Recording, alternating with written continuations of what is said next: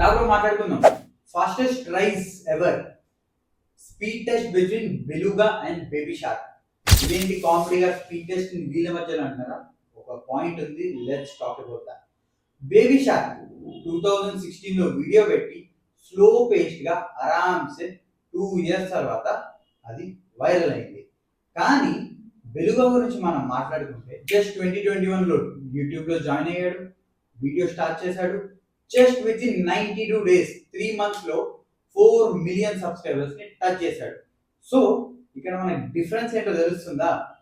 Right, బెలుగా వచ్చేసి speed కి king. ఎందుకంటున్నా, 3 months లో 4 million సబ్స్క్రైబర్స్ అంటే చాలా వైరల్ అయ్యాడు. బట్ ఒక నాస్టాలజిక్ మూమెంట్ లాగా, ఒక ఆరామ్సే వినడానికి, ఒక చరిత్రలో నిలిచిపోయింది ఎవరు? Baby shark. టైం తీసుకున్నా కానీ చరిత్రలో అలా నిలిచిపోయింది, which highest views in YouTube history. So ఇక్కడ మీకు అర్థమైంది ఏంటి?